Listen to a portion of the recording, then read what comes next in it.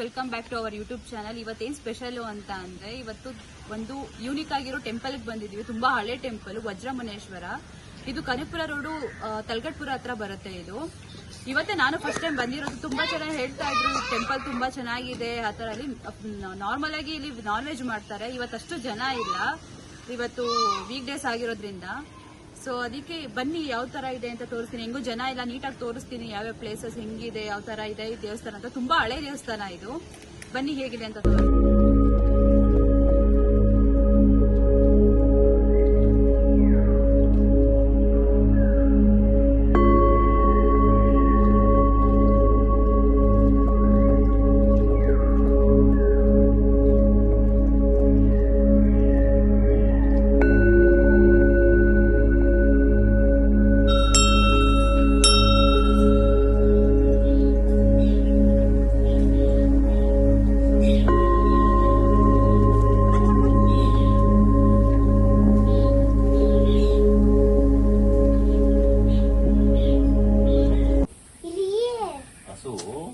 ಹಿಂದೆ ಉದ್ರಪ್ಪ ಅಂತ ಹೇಳಿದ್ರೆ ಋಷಿಮುನಿಗಳು ದನ ಕಾಯಿರ್ಬೋದು ಯಪ್ಪ ಹಸುಗೋಸ್ಕರನೇ ನೀರು ಮೇಯ್ಸಕ್ ಬಂದಾಗ ನೀರಿಲ್ಲ ಅಂತಂದಾಗ ಗೋಗರಿತ ಅಂಬೋ ಒಂದು ಗೋಗರದಾಗ ಅಲ್ಲಿದ್ದಂತ ತಾಳೆಗರಿ ಅಥವಾ ಬಿದಿರ್ಕಲ್ಲು ಗೊಂಬೆದಿಂದ ಕತ್ಕೊಯ್ಕೊಂಡು ನೀರು ರಕ್ತ ನೀರಾಗಿ ಪ್ರವರ್ತನೆ ಬರುತ್ತೆ.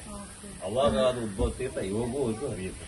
ಇಲ್ಲಿ ಬಂದು ಮಕ್ಕಳಾಗಿಲ್ಲ ಅಂದ್ರೆ, ಆರೋಗ್ಯ ಸಮಸ್ಯೆ ಇದ್ರೆ, ಮದುವೆ ಆಗಿಲ್ಲ ಅಂದ್ರೆ, ಇಲ್ಲಿ ಮತ್ತು ಹಸು ಕರು ಹಾಕಿದ್ರೆ ಇನ್ನು ಎಡೆ ತಂದು ಕೊಟ್ರೆ ಮಾತ್ರ ಅದು ಇಲ್ಲಿ ಹಸು ಹಾಲು ಕೊಡುತ್ತೆ ಅನ್ನೋ ಪದ್ಧತಿ ಇದೆ. ನಿಮ್ದೇನು ಹರಕೆಗಳು ಭಾನುವಾರ, ಮಂಗಳವಾರ, ಬುಧವಾರ ಜನ ಜಾಸ್ತಿ ಇರುತ್ತೆ. ಮತ್ತೆ ಇದು ಶಿವರಾತ್ರಿ, ಸಂಕ್ರಾಂತಿಗೆ ವಿಶೇಷ ಪೂಜೆಗಳಿರುತ್ತೆ. ಪ್ರತಿ ಭಾನುವಾರ ವಿಶೇಷ ಪೂಜೆಗಳಿರುತ್ತೆ. ಪ್ರತಿದಿನ ಬೆಳಗ್ಗೆ 6 ರಿಂದ ಸಂಜೆ 6 ಗಂಟೆವರೆಗೂ ಪೂಜೆಗಳಿರುತ್ತೆ. ಅಂದ್ರೆ ಉದ್ಭವ ತೀರ್ಥಮ್ಮ ಏನ್ ಅನ್ಕೊಂಡಿರ್ತೋ ಅದು ಒಳ್ಳೇದಾಗತ್ತೆ. ವಿಶೇಷ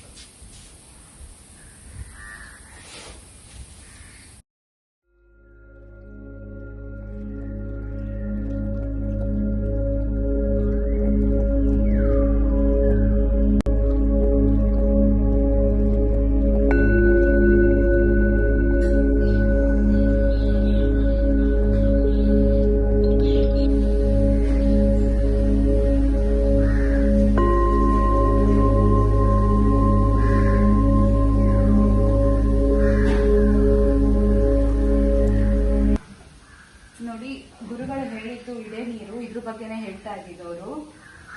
ಇಲ್ಲೇನೆ ಅವರು ಹಸುಗೋಸ್ಕರ ನೀರಿಲ್ಲ ಅಂದಾಗ ಕತ್ತು ಕುಯ್ಕೊಂಡು ರಕ್ತ ಬಂತಲ್ಲ ನೋಡಿ, 15 ಅಡಿಗೆ ನೀರು ಸಿಕ್ಕಿದೆ ಇಲ್ಲಿ. ಇದೆಲ್ಲ ಅನ್ಕೊಂಡು ಕಾಯಿನ್ ಎಲ್ಲ ಹಾಕಿದೆ, ಉದ್ಭವ ಆಗಿರೋ ನೀರಿದು. ಇಲ್ಲಿ ನೋಡಿ, ಇದು ಇನ್ನ ತುಂಬುತ್ತೆ. ಇದು ನಿಮ್ಗೆಲ್ಲ ಮನಸ್ಸಲ್ಲಿ ಅನ್ಕೊಂಡು ಇಲ್ಲಿ ಕಾಯಿನ್ ಹಾಕ್ತಾರೆ, ಅದನ್ನ ಈಡೇರಿಬೇಕು ಅಂತ. ತುಂಬಾ ಹಳೆಯದಿದೆ.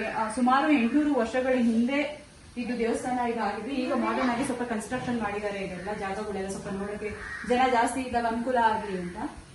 ತುಂಬಾ ಚೆನ್ನಾಗಿದೆ. ಫುಲ್ ನೇಚರ್ ಇದೆ. ಫುಲ್ ದೇವಸ್ಥಾನ ಎಲ್ಲ ಇದರಿಂದ ಉದ್ಭವ ಆಗಿ ನೀರು ಬರ್ತಾ ಇರುತ್ತೆ ಮೇಲೆ ಮೇಲೆ. ಇವಾಗ ಸದ್ಯಕ್ಕೆ ಇಷ್ಟು ನೀರಿದೆ. ನಾವು ಇವಾಗ ಬಂದಿರೋದಿನ ನೋಡಿ, ತುಂಬಾ ಚೆನ್ನಾಗಿದೆ ದೇವಸ್ಥಾನ.